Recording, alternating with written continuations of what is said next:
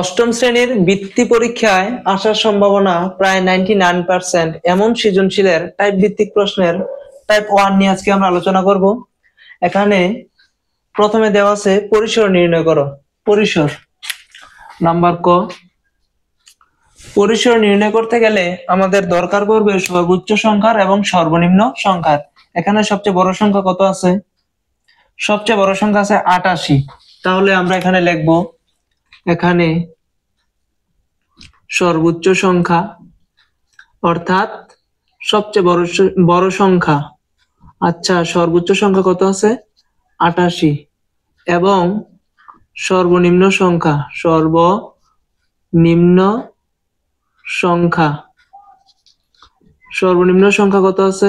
সবচেয়ে ছোট সংখ্যা সেটাকে বলে সবচেয়ে ছোট সংখ্যা আছে 36। ঠিক আছে, সর্বনিম্ন সংখ্যা আছে 36।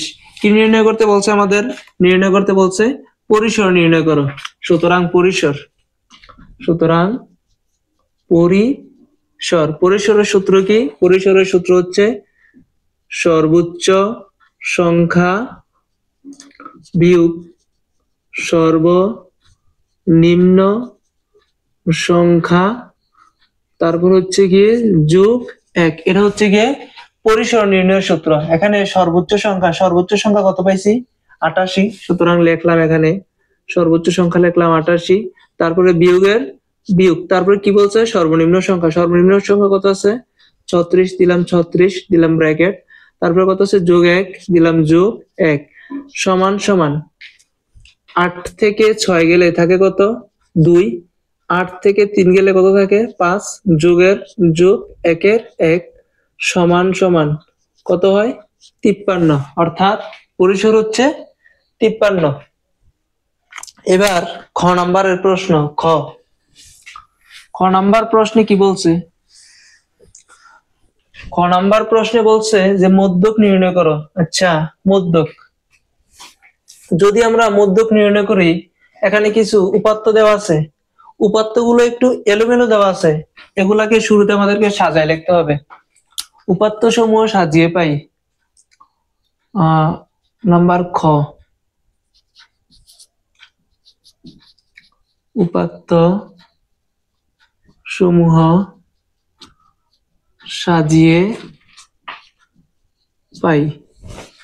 উপাত্ত সমূহ যদি আমরা সাজাই, তাহলে শুরুতে সবচেয়ে সর্বনিম্ন সংখ্যা কত আছে? 36 দিলাম, 36, তারপরে কত আছে? অর্থাৎ সাজিয়ে লিখি মানে ছোট থেকে আমরা ক্রমানুসারে বড়র দিকে যাব, এটাকেই বলা হয় সাজিয়ে লেখা বা বিন্যস্ত করে লেখা। 36-এর পরের কত আছে? 36, তারপর আছে 38, তাহলে লিখলাম আমরা 38। তারপর কত আছে? তারপর আছে তোমার 85, এই লিখলাম আমি 85। তারপরে কত আছে? তারপর আছে 86, লিখলাম আমি 86। তারপর কত আছে? সর্বশেষ আছে 88, লিখে দিলাম 88। অর্থাৎ উপাত্তগুলো আমি সাজিয়ে লিখলাম ছোট থেকে বড় করে। আচ্ছা, এরপর এখানে মোট উপাত্ত সংখ্যা, এখানে মোট উপাত্ত সংখ্যা n সমান সমান 30। 30 কি জোড় না বিজোড়? 30 জোড়, সুতরাং এখানে লিখে দিবা 30 যা জোড়। যেহেতু মোট উপাত্তের সংখ্যা আমরা জোড় পাইছি, সেহেতু মধ্যকের জোড়ের সূত্রফলের অঙ্কটা করতে হবে। সুতরাং মধ্যকের জোড়ের সূত্র কি? n/2 তম পদ যোগ n/2 প্লাস 1 তম পদ ভাগ 2। এটা হচ্ছে মধ্যকের জোড়ের সূত্র। চাইলে তোমরা অন্যভাবে লিখতে পারবা, n/2 তম পদ ও n/2 প্লাস 1 তম পদের সমষ্টি বা যোগফল ভাগ 2, এভাবে লেখা যায়। আচ্ছা, এবার দাগ দিলাম। n এর মান কত? n এর মান পাইছি আমরা 30, মোট উপাত্ত সংখ্যা 30/2 তম পদ যোগ, আবার এখানে n এর মান 30/2 প্লাস 1 তম পদ ভাগ কত আছে নিচে? 2। সমান সমান সমান সমান। এটা 30 কে যদি আমরা 2 দ্বারা ভাগ করি তাহলে কত দাঁড়ায়? 15তম পদ প্লাস 30 কে 2 দ্বারা ভাগ করলে দাঁড়ায় 15, 15 এর সাথে যদি আবার যোগ 1 করি তাহলে কত দাঁড়ায়? 16তম পদ ভাগ 2। এখানে 15তম পদ অর্থাৎ এখান থেকে 15তম পদ আমরা হিসাব করে লিখবো। এটা হচ্ছে প্রথম, এটা দ্বিতীয়, 1 2 3 4 5 6 7 8 9 10 11 12 13, তারপর হচ্ছে গিয়া 14 15, 15তম পদ পেয়েছি কত আমরা? 62। তাহলে লিখলাম 15তম পদের জায়গায় লিখলাম 62, তারপরে যোগের যোগ, তারপরে যে 16তম পদ, যেহেতু এটা 15তম পদ সেহেতু 16তম পদ হচ্ছে 63, লিখলাম আমরা 63 ভাগ কত? 2 সমান সমান 3 এ 2 এ যোগ করলে হয় 5, 6 এ 6 যোগ করলে হয় 12, নিচের 2 এর 2 সমান সমান যদি 125 আমরা 2 দ্বারা ভাগ করি 120 60 দ্বারা দিলে তাহলে কত হয়? 62.5 হয়। এটাই উত্তর, এটাই আনসার। সুতরাং নির্ণয় মধ্যক, সুতরাং নির্ণয় মধ্যক সমান সমান 62.5। গ নাম্বার অঙ্কটা থেকে কি লিখছে? শ্রেণী ব্যবধান 5 ধরে গণসংখ্যা নিবেশন সারণী তৈরি করো। এখন গ নাম্বার অঙ্ক করতে গেলে আমাদের এই উপাত্তগুলো একটু লাগবে। আচ্ছা আমরা শুরু করি। এখানে গ নাম্বার ঘ শুরু করলাম। ঘ নাম্বার অঙ্কের ক্ষেত্রে যদি আমরা গণসংখ্যা নিবেশন সারণী তৈরি করি, ক হতে পাই। ক নাম্বার প্রশ্নে আমরা পরিসর নির্ণয় করছিলাম। পরিসরে কত পাইছিলাম? পরিসর নির্ণয় করে পাইছিলাম 53। ক হতে পাই পরিসর সমান সমান 53। ঠিক আছে তো?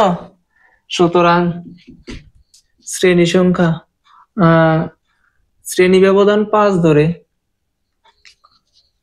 শ্রেণী ব্যবধান 5 ধরে শ্রেণী সংখ্যা সমান সমান শ্রেণী সংখ্যা সূত্র কি? পরিসর ভাগ শ্রেণী ব্যক্তি বা শ্রেণী ব্যবধান সমান সমান পরিসরের মান, পরিসর কত পাইছি? 53। শ্রেণী ব্যবধান কত পাইছি? শ্রেণী ব্যবধান কত ধরছি? এই যে শ্রেণী ব্যবধান ধরছি কত? 5, সেতু লিখলাম 5। 5 দ্বারা 53 কে ভাগ করলে 53 ভাগ 5 সমান সমান 10.6, বা যেহেতু এটা দশমিকে আসছে সেহেতু 10 এর পরের সংখ্যা কত? 11, সেহেতু 11 লেখা লাগবে, কারণ ঘর কখনো দশমিক সংখ্যায় হয় না। আচ্ছা এবার আমরা গণসংখ্যা নিবেশন সারণীটা তৈরি করি।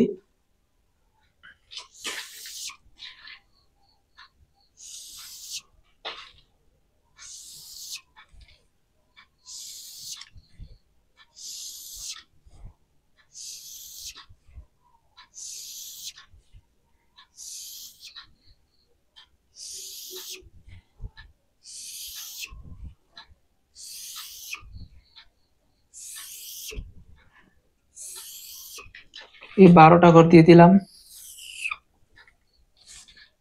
শ্রেণীব্যক্তি গণসংখ্যা শ্রেণীব্যক্তির টালি, তারপর হচ্ছে গিয়ে গণসংখ্যা।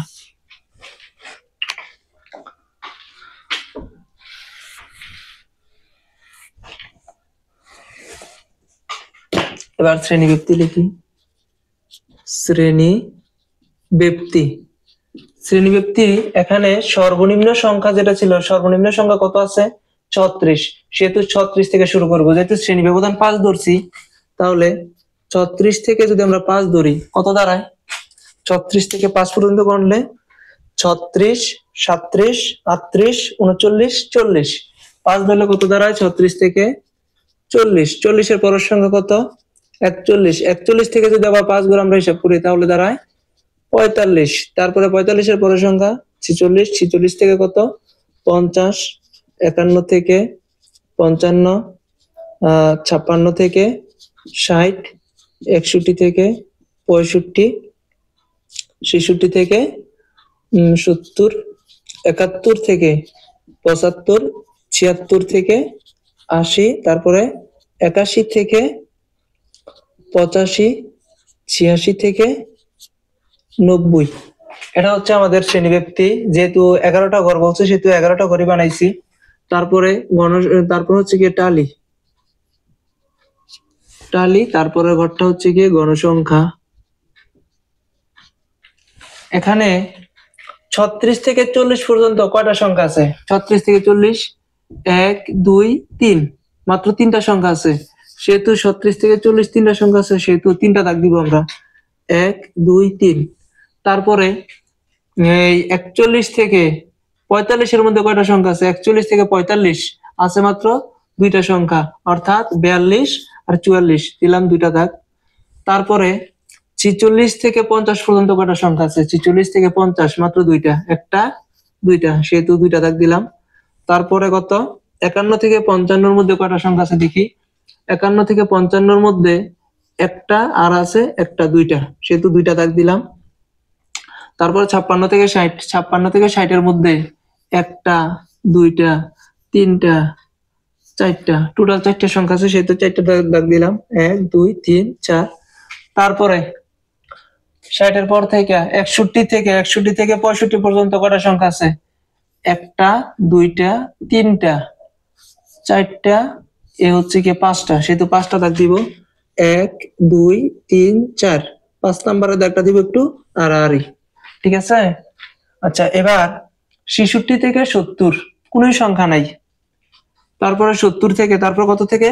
66 থেকে 70 আছে, একটা সংখ্যা আছে মাত্র 70, সুতরাং একটা দাগ। তারপরে 71 থেকে 75, 71 থেকে 75 একটা, 2টা, 3টা, ঠিক আছে?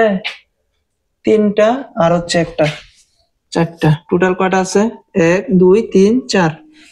তারপরে 76 থেকে 80, 76 থেকে 80 আছে 2টা সংখ্যা, একটা 2টা, সেহেতু দিয়ে দিলাম একটা 2টা। এবার 81 থেকে 85, 81 থেকে 85 কয়টা সংখ্যা আছে? 1 2 3, সেহেতু 3টা দিয়ে দিলাম, 1 2 3।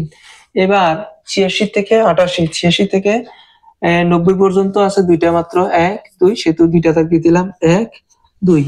এবার গণসংখ্যা লেখার পালা। এখানে যেহেতু 3টা দাগ সেহেতু 3, এখানে যেহেতু 2টা দাগ সেহেতু 2, এখানেও 2 দাগ সেহেতু 2, 2টা দাগ 2, 4টা দাগ 4, 5টা দাগ 5, 1 4 2 3 2।